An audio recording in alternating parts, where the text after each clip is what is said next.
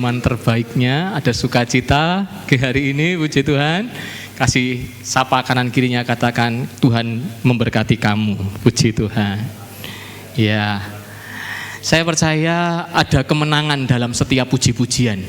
Saudara percaya enggak bahwa ada kemenangan dalam setiap puji-pujian? Ya. Semua orang yang menghadap Tuhan, kita harus membawa pujian dan penyembahan. Karena firman Tuhan berkata begini, kita masuki gerbang Tuhan itu dengan apa? Puji-pujian. Ku masuki gerbang Tuhan dengan ucapan syukur. Jadi saudara, tidak semua orang datang ke gereja itu ketemu dengan Tuhan. Nah, saudara perlu camkan baik-baik ya. Tidak semua orang ke gereja itu ketemu dengan Tuhan. Tergantung hati kita mengucap syukur dan sungguh-sungguh menyembah Tuhan atau tidak. Selama saudara datang dengan hati yang mengucap syukur dan menyembah Tuhan, saudara berjumpa dengan Tuhan, saudara alami jamahan kasih Tuhan, maka saudara pulang terima kemenangan dari Tuhan. Dan pagi hari ini saya percaya jemaat GPDI Bukit Zaitun, kita berjumpa dengan hadirat Tuhan. Tadi kan sudah dinyanyikan, bertemu muka dengan muka, tenggelam di dalam kasih-Mu Bapa. Orang yang berjumpa muka dengan hadirat Tuhan, kita akan tenggelam di dalam kasih Tuhan. Yang setuju boleh kasih tepuk tangan dulu buat Tuhan kita. Sebelum saya lanjut menyampaikan firman Tuhan lebih jauh, saya mau kesaksian. Ya, saya sudah sampaikan itu di Komsel. Dan saya juga ingin saksikan itu bagi jemaat supaya semua mendengar kesaksian ini. Jadi saudara, Sabtu pertama bulan November kemarin, seperti biasa saya jadwal untuk pelayanan di lapas. Jadi saya pergi ke lapas untuk melayani. Selesai ibadah, ya salah satu warga lapas, ya salah satu binaan kami yang biasa pelayanan main bass, dia mendekati saya dan berkata begini, Pak Yosa, kami minta tolong kami dibantu dibelikan perlengkapan mandi. Begitu ya. Lalu dia katakan jumlah kami 36 orang. Ya, sekarang 38. Sudah tadi kemarin saya telepon pembina, rupanya tambah murid baru, saudara, ada 2 orang masuk jadi 38. Nah, waktu itu saya berkata begini, baik Pak, doakan supaya saya bulan depan bisa datang bagi berkat perlengkapan mandi. Saya pulang, saudara. Saya tidak ada uang, jujur tidak ada uang. Saya cuma menghitung-hitung kira-kira kalau untuk membeli perlengkapan mandi 38 orang, ya berarti sekian. Lalu waktu Komsel kemarin di rumah Pak Tugiono, saya ingat kalau Komsel Senin itu, Komsel Berontokan itu dananya cukup banyak, saudara. Saya izin kepada anggota Komsel, Bapak Ibu, apakah berkenan kalau ikut terlibat menyumbang sampo atau apa untuk teman-teman kita yang ada di lapas. Dan anggota Komsel bersedia. Saya pikir sudah mengurangi beban saya begitu ya. Andai kata sampo itu 10.000 berarti kali 36 360.000 begitu, saudara. Nah, tetapi saya juga masih belum punya untuk yang lainnya, baru sampo, saudara. Nah, ini ajaibnya yang mau saya saksikan. Beberapa waktu kemudian, hari kemudian, saudara ingat orang ini? Coba boleh diklik. Saudara masih ingat orang ini ya? Yang saya pernah saksikan, dia mantan warga binaan kami di lapas yang sudah lepas pulang ke Jakarta. Dan dia merasakan betapa baiknya Tuhan. Dia tahu hidupnya sudah dijamah, dia tahu dia terima anugerah karunia, dia mengucap syukur. Tiba-tiba dia telepon saya, saudara. Dia tidak pernah telepon saya kecuali waktu dulu itu ya, waktu dia transfer uang untuk dibelikan makanan. Nah, dia telepon saya lagi, saudara. Dan dia berkata begini, ini yang membuat saya kaget, membuat saya heran dengan caranya Tuhan. Dia berkata, Pak Yosa, saya mau minta tolong merepotkan sekali lagi. Tolong, saya akan transfer uang 1 juta. Tolong belikan teman-teman saya perlengkapan mandi. Waktu dia bilang perlengkapan mandi, saya tuh kaget sekali, saudara. Pak, Bapak tahu enggak kalau kemarin baru saja mereka minta saya untuk belikan perlengkapan mandi. Oh iya, dia enggak tahu, saudara. Dia nggak ngerti kalau itu memang sedang menjadi kebutuhan teman-temannya yang ada di lapas. Tetapi itulah cara Tuhan yang sangat ajaib. Ketika saya bercakap-cakap dengan Bapak ini, saya merenungkan, ternyata saudara, Tuhan itu penuh dengan kasih. Katakan amin. Orang teman-teman kita yang di penjara, minta maaf. Stigma masyarakat itu apa sih? Orang yang hidupnya berantakan, hidupnya enggak benar, hidupnya enggak karuan. Tetapi mereka belajar untuk berbalik kepada Tuhan. Saya katakan baru belajar ya saudara. Mereka belajar mengasihi Tuhan. Dan Tuhan sudah pelihara hidup mereka. Tuhan tahu apa yang menjadi kebutuhan mereka. Dan saya percaya Tuhan yang sama, Dia juga mengerti kebutuhan orang-orang yang mengasihi Tuhan. Kasih tepuk tangan buat Tuhan kita. Saya sekarang udah nggak bingung saudara, sudah ditransfer kemarin, saya hitung-hitung sama Dinda, sangat cukup. Dan mungkin nanti dana Komsel bisa saya belikan yang lain, belikan makanan atau lain sebagainya. Puji Tuhan, saya melihat kehebatan, keluar biasaan, kedahsyatan kuasa Tuhan itu bekerja bagi anak-anaknya. Mereka yang di Magelang membutuhkan sesuatu, Tuhan kirimkan berkat dari Jakarta sana, saudara. Dan saya percaya hidup kita juga, saudara nggak perlu mengatur Tuhan, saudara tidak perlu ngajari Tuhan. Tuhan tahu caranya untuk menolong setiap kita semua. Yang percaya katakan amin. Puji Tuhan. Mari sama-sama kita baca firman Tuhan di dalam 2 Samuel 5 ayat yang ke-10. 2 Samuel 5 ayat yang ke-10. Mari kita baca dengan suara yang lantang karena hanya satu ayat, kita baca bersama-sama. 2 Samuel 5 ayat yang ke-10. Dalam hitungan yang ketiga kita membaca 2, 3. Lalu makin lama makin besarlah kuasa Daud, sebab Tuhan Allah semesta alam. Yang percaya katakan amin. Silahkan duduk Bapak Ibu yang diberkati Tuhan. Perhatikan baik-baik ya. Lalu makin lama makin apa? Sama-sama bilang, makin lama makin besar. Dalam bahasa Inggris dikatakan become greater, saudara. Grew great, bertumbuh besar. Apanya yang bertumbuh besar Daud, saudara? Kuasanya, kekuatannya, kemampuannya bertambah besar. Dari yang tidak mampu menjadi mampu, dari yang tidak bisa menjadi bisa, dari yang tidak kuat menjadi kuat. Itu terjadi karena Tuhan semesta alam menyertai Daud.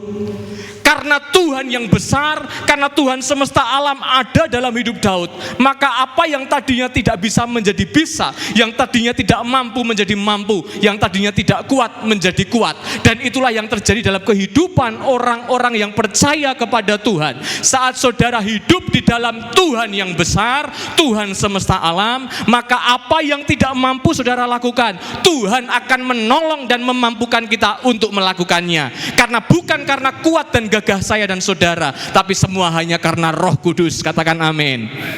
Beri kemuliaan buat Tuhan kita. Saudara harus percaya bahwa kita punya Tuhan yang besar.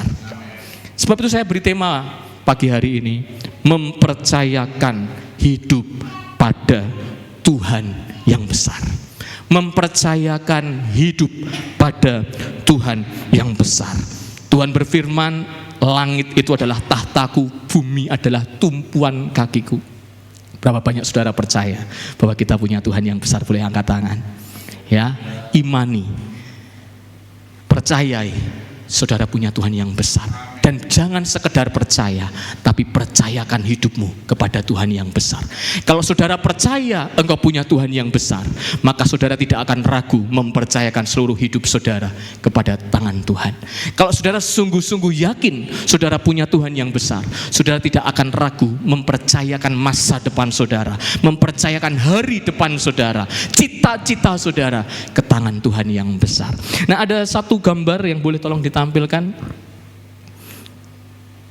Ya saudara, di sini ada tanaman yang namanya bonsai sequoia. Ya, bacanya agak susah. Bonsai sequoia. Sedangkan yang di sini adalah pohon sequoia. Bonsai yang ini saudara, dan pohon ini adalah tanaman yang sama, berasal dari biji yang sama.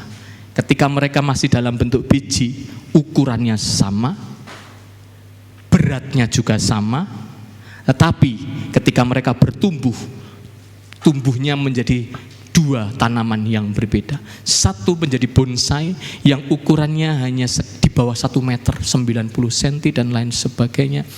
Tetapi yang satu dia bertumbuh, pohon ini tingginya 90 meter, saudara.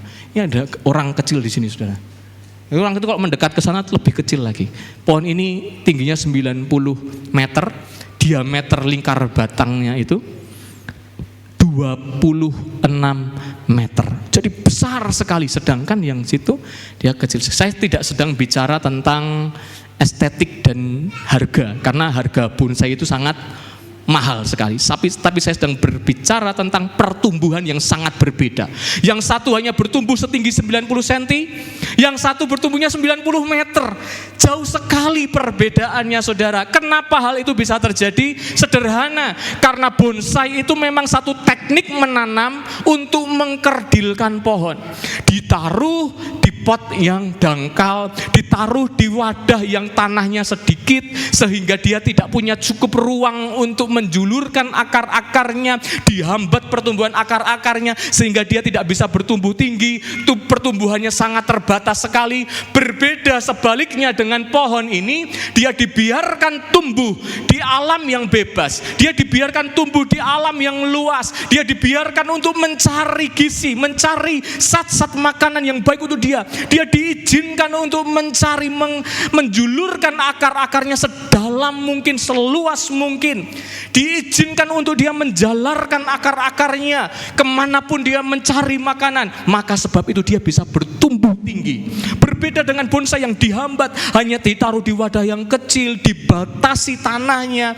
Tetapi pohon ini dibiarkan untuk tumbuh dan mengakar yang dalam dan tumbuh tinggi, saudara. Sekarang kita mengerti kenapa tadi firman Tuhan berkata Daud bertumbuh besar. Tadi ayat yang kita baca berkata Daud menjadi besar. Alasannya sekarang kita tahu, karena Daud tidak menaruh hidupnya, Daud tidak mempercayakan hidupnya kepada pot yang dangkal, tapi Daud mempercayakan hidupnya di tangan Tuhan yang besar, Tuhan semesta alam. Katakan amin. Daud tidak percayakan hidupnya kepada hartanya, karena itu sesuatu yang dangkal, saudara. Daud tidak percayakan hidupnya kepada jabatannya, kepada kekayaan, kepada rekan-rekannya. Bagi Daud semua itu adalah pot yang dangkal. Tetapi Daud mempercayakan hidupnya kepada Tuhan yang besar, yaitu Tuhan semesta alam. Maka Daud dapat menjulurkan akar-akarnya tanpa batas, dan dia dapat bertumbuh tanpa batas, karena dia tahu Allah yang dia sembah, Allah yang kepadanya dia mengandalkan hidupnya adalah Allah yang tidak terbatas kuasanya dan tidak pernah berubah dulu, sekarang, sampai selama-lamanya. Yang setuju boleh kasih tepuk tangan buat Tuhan kita. Tadi kita sudah nyanyikan, satu-satunya yang ku andalkan, satu-satunya yang ku percaya. Siapa, saudara? Tuhan kita. Jangan percayakan hidupmu kepada sesuatu yang bisa berubah. Hartamu, saudara, nilai rupiah naik turun, itu bisa berubah. Kita tidak bisa tahu apa yang akan terjadi hari depan. Jangan percayakan hidupmu kepada temanmu, jangan percayakan hidupmu kepada kekuatanmu. Kekuatan kita bisa berubah. Segagah-gagahnya kita hari ini, suatu saat kita akan peyot juga, kita akan menjadi orang tua juga. Tapi percayakan hidup kita kepada Tuhan yang tidak pernah berubah. Percayakan hidup kita kepada Tuhan semesta alam, Tuhan penguasa semesta. Maka saya percaya tidak ada satupun yang dapat mengkerdilkan hidup kita. Kita akan bisa bertumbuh dari yang tidak bisa menjadi bisa, dari yang tidak mampu menjadi mampu, dari yang lemah diubahkan Tuhan menjadi kuat. Beri kemuliaan buat Tuhan kita. Alkitab tidak mencatat Daud menjadi besar karena dia punya otak yang encer. Alkitab tidak mencatat Daud menjadi besar karena dia orang yang cerdas, dia punya strategi yang lihai, dia punya strategi yang matang. Alkitab tidak catat Daud menjadi besar karena dia punya pasukan yang banyak. Tapi Alkitab mencatat Daud menjadi besar karena dia punya Tuhan yang besar. Dan kalau pagi ini saudara imani, saudara punya Tuhan yang besar, maka apa yang Daud alami di dalam Tuhan, saudara pasti juga bisa alami di dalam Tuhan. Percaya, dia besar atas hidup kita. Dia besar atas setiap masalah kita. Dia besar atas setiap penyakit kita. Apapun penyakit kita, jauh lebih besar Tuhan yang kita sembah. Dia lebih besar dari semua pergumulan kita. Meskipun pergumulan itu hari ini kita merasa begitu berat, tapi Tuhan kita, Tuhan semesta alam, dia jauh lebih besar dari segala-galanya. Daud ini raja Israel yang terbesar dan termasyur, saudara. Itu bukan hanya diakui oleh kita.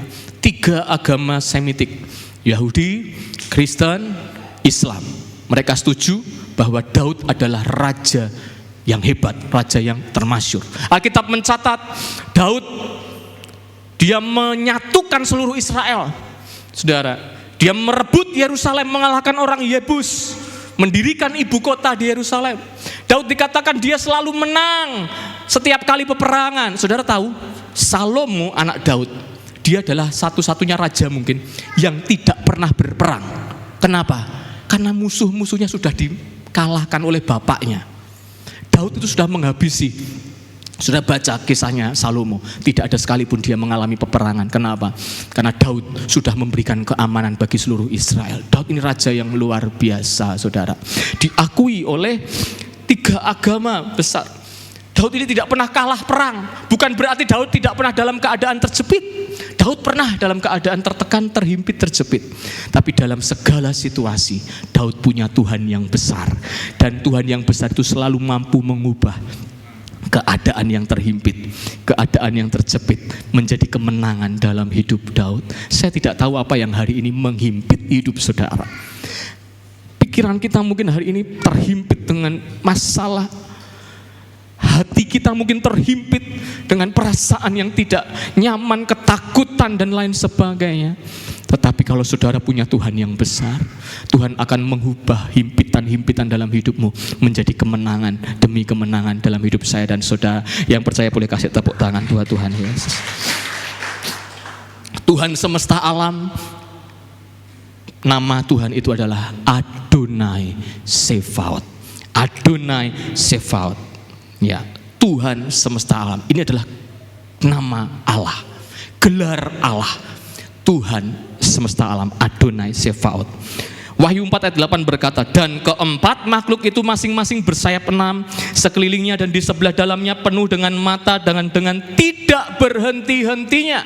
Perhatikan, tidak henti-hentinya ini selalu diucapkan di surga, siang dan malam. Kudus, kuduslah Tuhan Allah yang Maha Kuasa. Ini kutipan dari Yesaya 6 ayat 3. Di Yesaya 6 ayat 3 dikatakan Tuhan semesta alam.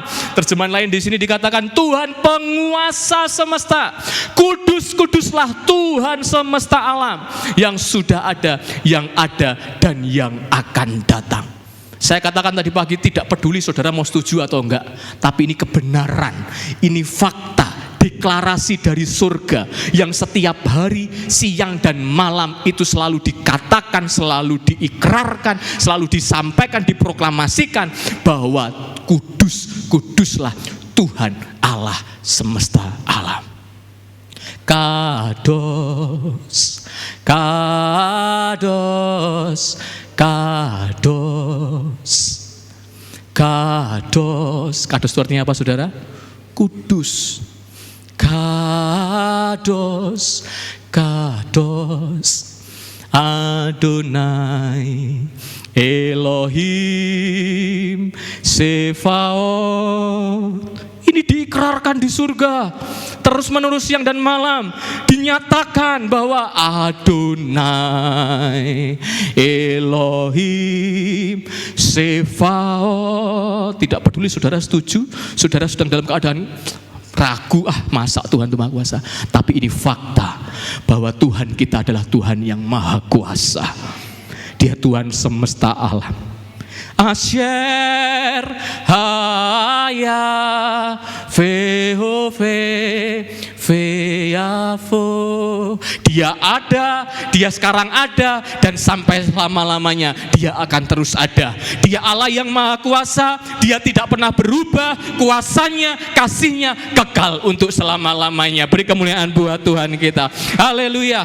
Tidak ada satupun yang dapat disamakan dengan Allah, dan itulah yang harus menjadi andalan dalam hidup saudara. Ini yang menjadi pegangan Daud. Dia percayakan hidupnya kepada Tuhan. Nah, kunci kenapa Daud bisa bertumbuh besar, karena Daud betul-betul hidup mempercayakan dirinya di dalam Tuhan. Mazmur 92 berkata, orang benar akan bertunas seperti pohon kurma, akan tumbuh subur seperti pohon aras di Libanon. Mereka yang apa? Ditanam di bait Tuhan.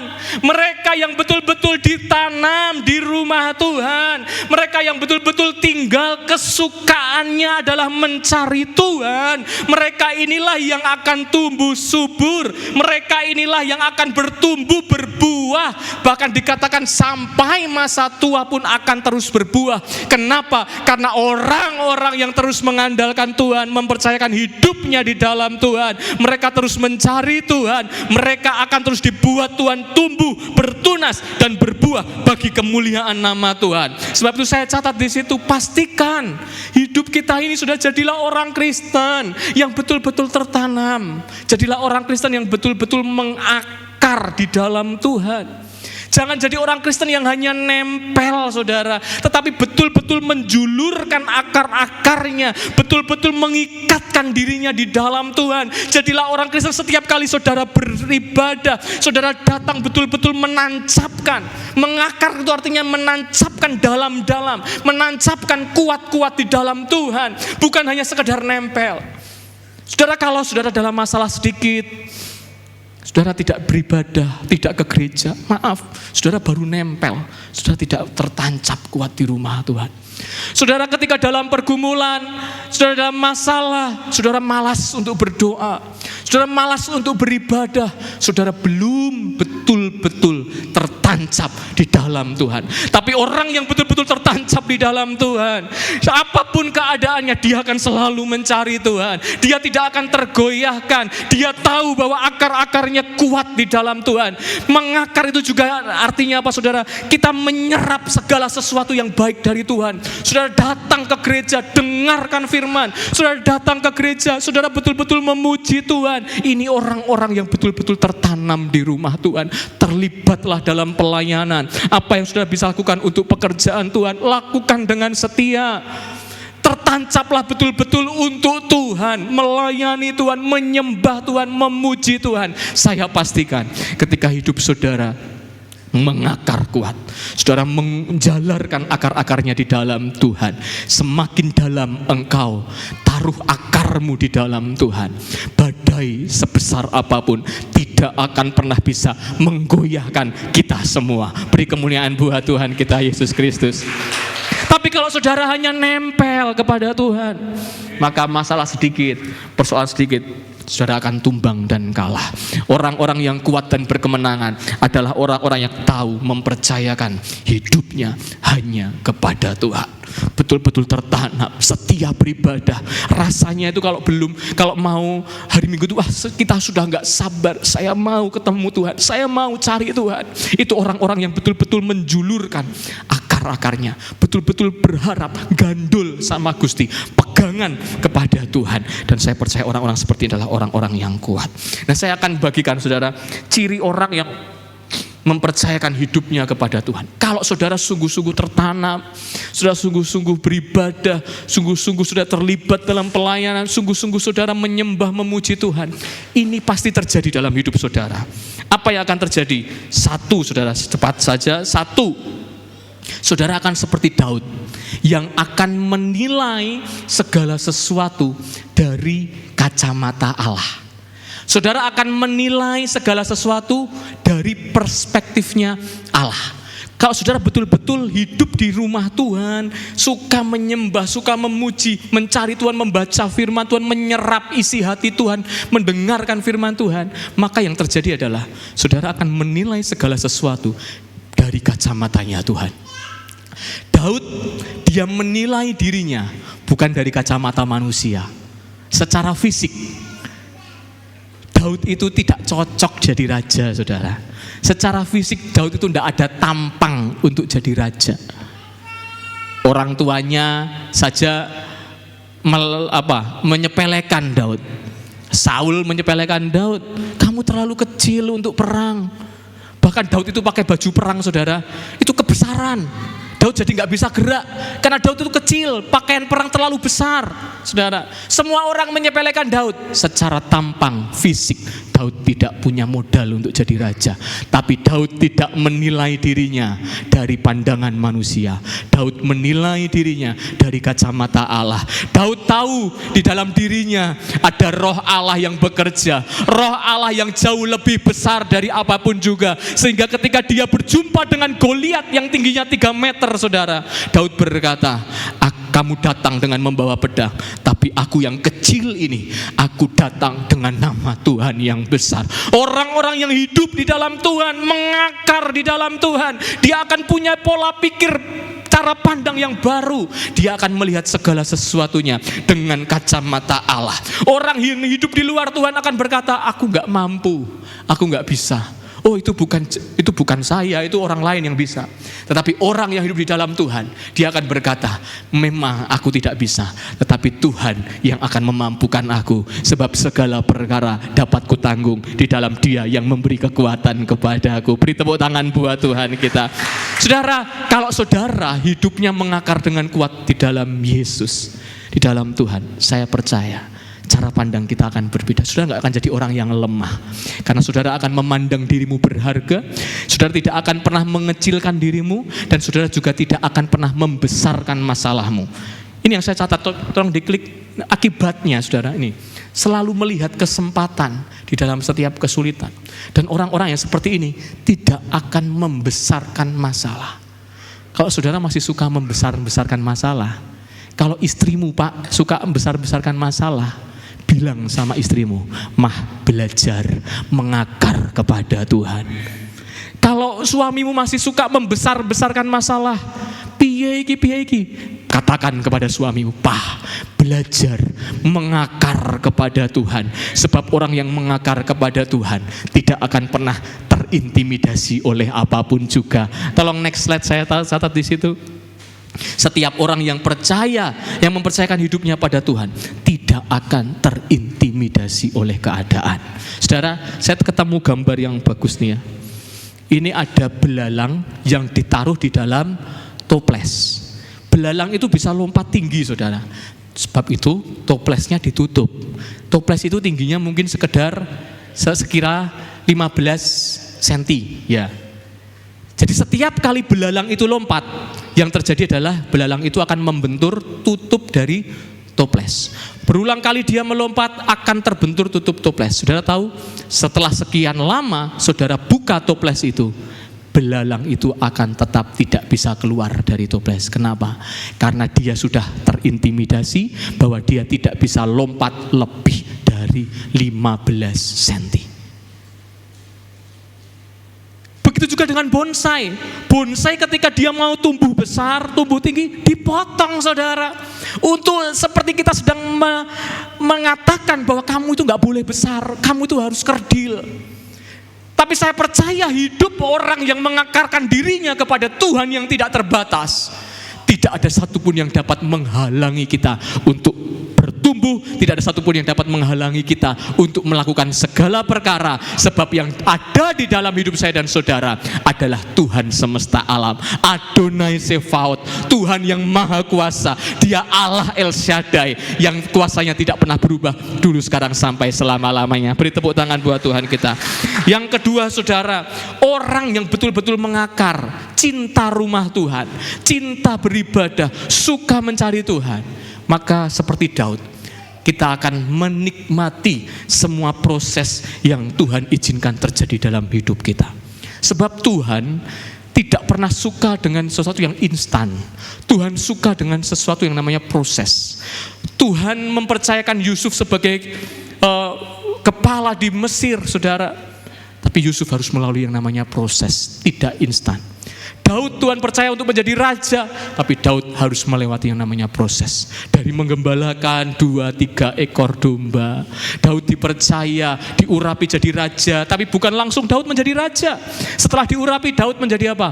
Pelayannya Saul, tugasnya main kecapi, nyanyi ketika Saul itu sedang diganggu roh jahat. Daud punya tugas ketika Saul perang, dia membawa senjata, jadi petugas pembawa senjata. Naik pangkatnya, satu kali dia harus melawan Goliat, gak ada yang berani, dia berani saudara, karena dia tahu Tuhan bersamanya. Dia menang melawan Goliat, dia menjadi tentara sekarang saudara. Dia menjadi tentara dan dia lakukan dengan baik.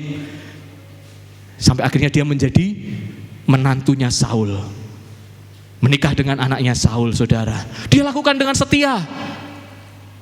Dia tidak pernah mengeluh. Dia pernah dikejar-kejar oleh Saul. Akhirnya mertuanya sendiri mengejar, hendak membunuh. Dia harus lari, pergi ke Gad. Dia harus pura-pura gila. Tetapi Daud dalam setiap proses yang dia alami, dia tidak pernah mengeluh. Dia tidak pernah berkata kepada Tuhan, Tuhan, katanya aku jadi raja. Mana? Katanya aku ini diurapi jadi raja. Kok gak terjadi? Daud tidak pernah mengeluh karena Daud tahu waktunya akan tiba. Proses demi proses itu sedang mempersiapkan Daud menjadi seorang raja yang hebat.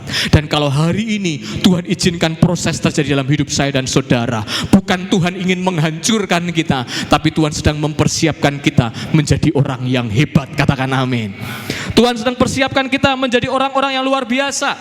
Sebab itu saya catat di situ, next slide. Setiap orang yang mempercayakan hidup pada Tuhan tidak akan mengeluh. Tidak akan mengeluh dalam proses, melainkan akan menikmatinya. Sebab kita tahu proses demi proses itu untuk kebaikan kita, saudara. Ada satu ayat yang bagus, Yakobus 1 ayat yang kedua sampai 4. Terjemahan firman Allah yang hidup, saudara. Perhatikan. Saudara sekalian yang saya kasihi, ini kata Yakobus berkata, apakah kehidupan saudara sedang dilanda berbagai kesulitan dan cobaan? Saudara bisa jawab sendiri dalam hati. Kalau demikian, kata Yakobus, apa sana? Bergembiralah. Sama-sama bilang bergembiralah. Yakobus berkata, kalau hari ini saudara sedang dilanda kesulitan dan cobaan, bergembiralah.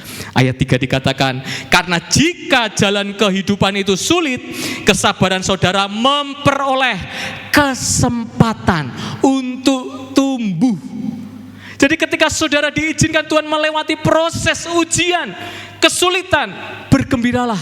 Karena itu kesempatan untuk saudara bertumbuh lebih dewasa, lebih kuat, lebih percaya, lebih setia kepada Tuhan. Sehingga kita dikatakan apa? Di ayat yang keempat, jangan melarikan diri. Orang Kristen tidak boleh lari. Jangan melarikan diri dari persoalan yang saudara hadapi. Jujur, kalau saudara dalam masalah, saudara berdoa, saudara minta masalahnya itu pergi, apa saudara yang tambah kuat? Saudara mintanya apa? Masalahnya pergi kan? Kita tidak pernah minta Tuhan yang memberi kita kekuatan. Padahal Tuhan izinkan masalah itu terjadi supaya kita menjadi kuat. Dan tujuannya adalah begini. Karena apabila kesabaran saudara telah berkembang sepenuhnya, maka saudara akan sanggup menghadapi segala sesuatu. Itu yang Tuhan mau. Supaya nanti saudara gak jadi orang yang cengeng. Saudara nanti sanggup menghadapi segala sesuatu. Saudara akan berwatak kuat tanpa celah atau kekurangan suatu apapun. Saya minta Pak Daniel boleh itu bawakan kursi ke depan.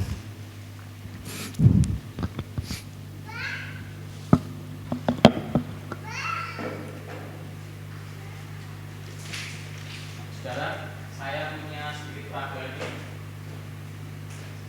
Ini adalah kertas ini, anggap ini adalah hidup kita. Hidup yang pinginnya instan, yang pinginnya nyaman, kita tidak suka dengan masalah, kita sukanya lari dari persoalan, kita kita tidak bergembira ketika Tuhan izinkan masalah terjadi. Ini hidup saya dan saudara seperti ini. Kalau saudara tidak izinkan, saudara diproses sama Tuhan, maka yang akan terjadi, saudara, saya punya kerikil batu-batu ya, saudara. Kira-kira kalau saya taruh batu ini ke sini, apa yang akan terjadi dengan hidup kita? Jatuh, ambruk ya, setuju ya, saudara? Yang terjadi adalah hidup kita ambruk, saudara. Tetapi ketika kita mau belajar seperti Daud tidak mengeluh, Daud tidak protes, dia hadapi semua proses. Daud dia dikejar oleh Saul, harus ada tekanan di dalam dirinya. Daud tidak lagi mulus, Daud ada goresan, ada luka di dalam diri Daud karena dia harus mengalami kesulitan, dikejar-kejar oleh Saul. Tetapi itu akan membuat Daud menjadi lebih kuat. Belum kuat Daudnya, saudara. Daud menjadi lebih kuat.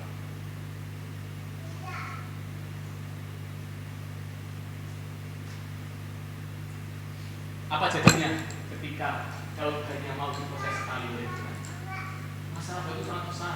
Dia nanti mau dikejar-kejar oleh anaknya juga. Saya tambah masalahnya. Saya tambah pergumulan Daud. Lama-lama Daud tidak akan menjadi kuat. Dia hanya mau diproses sekali. Tapi ketika dia betul-betul menggantungkan hidupnya kepada Tuhan, Daud percaya bahwa segala sesuatu yang Daud alami itu baik bagi dirinya. Daud izinkan Tuhan memproses. Dia tidak masalah, dia harus ditekuk, dia harus terluka, dia harus alami himpitan dan tekanan. Dia tidak peduli. Daud percayakan semuanya kepada Tuhan. Tapi Daud menjadi seorang pribadi yang lebih kuat dari sebelumnya.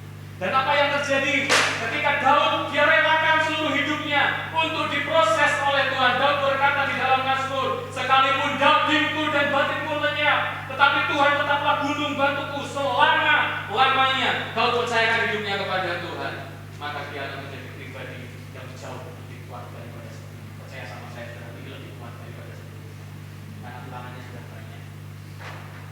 Saya mau tambah, itu juga bisa. Daud akan menjadi pribadi yang kuat. Kenapa? Karena dia rela hidupnya untuk diproses. Terkadang kita tidak suka. Tuhan, saya tidak mau. Saya mau hidup, saya mulus-mulus saja. Saya tidak suka jadi kertas yang ditekuk. Saya sukanya jadi kertas yang mulus. Tetapi itu tidak akan pernah mengubah kita menjadi dewasa. Tapi ketika Daud izinkan diproses oleh Tuhan, Daud dipersiapkan untuk jadi raja yang hebat. Percaya nggak saudara? Tuhan sedang siapkan kita menjadi pribadi-pribadi yang hebat. Katakan amin. Berikan dirimu untuk diproses oleh Tuhan. Beri kemuliaan, puji Tuhan. Yang terakhir saudara, yang ketiga, karena Daud hidupnya berakar kuat di dalam Tuhan, maka hidup Daud ini menjadi berbeda di pemandangan orang. Daud dilihat orang menjadi seorang pembawa harapan. Daud dilihat orang menjadi seorang yang membawa satu secercah harapan yang baru. Maka dikatakan di 1 Samuel 22, berhimpun jugalah kepada Daud setiap orang yang dalam kesukaran, orang-orang yang dikejar hutang piutang, orang-orang yang sakit hati. Maka Daud menjadi pemimpin mereka. Bersama dengan dia ada kira-kira 400 orang. Kenapa orang-orang ini mengikuti Daud? Karena orang-orang ini melihat di dalam diri Daud ada sesuatu yang berbeda. Di dalam diri Daud ada roh Allah. Di dalam diri Daud ada satu urapan yang lain. Dan mereka melihat ada harapan kalau saya mengikuti Daud. Saudara, Tuhan juga mau pakai hidup saya dan saudara. Ketika hidup saudara mengakar kuat di rumah Tuhan, saya percaya saudara pulang dari gereja, orang akan lihat saudara, orang punya harapan dalam diri saudara. Orang akan melihat ada pertolongan melalui hidup saudara. Katakan amin. Tuhan titipkan hidup saudara untuk jadi berkat bagi orang lain. Ada satu orang yang tadi pagi saya tidak sempat sampaikan, namanya adalah Hirman Kranet, saudara. Hirman Kranet ini tahun 1923, dia masih seorang pegawai, dia bekerja di satu perusahaan, dia dipanggil oleh atasannya. Hirman, kamu akan saya promosi menjadi dewan direktur yang baru. Tetapi dengan syarat kamu harus mengikuti cara-cara perusahaan ini.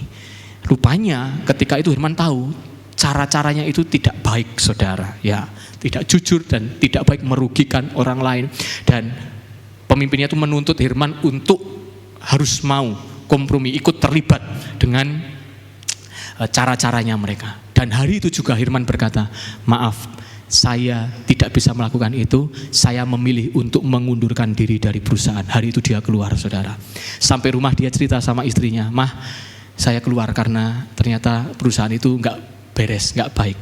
Lalu istrinya setuju dan mendukung keputusan Hirman. Tapi berhari-hari Hirman tidak ada kerjaan, saudara. Sampai seminggu kemudian ada 6 orang mantan eksekutif di perusahaan itu ya, senior di perusahaan itu datang kepada Hirman dan berkata begini, aku suka dengan apa yang kamu lakukan, aku heran, kagum dengan apa yang kamu buat. Kami akan mengikuti engkau, mari kita buat perusahaan bersama-sama. Mereka melihat ada harapan di dalam diri Hirman. Akhirnya mereka bertuju, saudara, membentuk satu perusahaan yang namanya Inland Container Company. Dan itu menjadi perusahaan yang sukses di Amerika. Sampai mereka bisa membangun yayasan, membangun rumah sakit, membangun universitas dari modal seorang yang memberi harapan bagi orang lain. Saudara, kalau hidup saudara itu jujur, taat, setia kepada Tuhan, orang akan melihat sesuatu yang baru tumbuh dalam hidup saudara, dan orang akan mengikuti saudara, sehingga hidup kita akan dipakai untuk kemuliaan nama Tuhan. Berapa banyak yang saudara mau untuk hidup dipakai oleh Tuhan? Boleh lambaikan tangan. Jangan biarkan hidup ini biasa-biasa saja. Buat orang itu tertarik dengan saudara. Jangan sampai hidup kita justru jadi batu sandungan. Justru hidup kita harus menarik perhatian orang. Dan saya tutup dengan slide terakhir, boleh tolong di next. Percayakan hidup kita sepenuhnya pada Tuhan yang besar. Mengakarlah dengan kuat di dalam Tuhan semesta alam. Maka hidup kita akan menjadi semakin besar dan berguna bagi kemuliaan Tuhan. Artinya apa?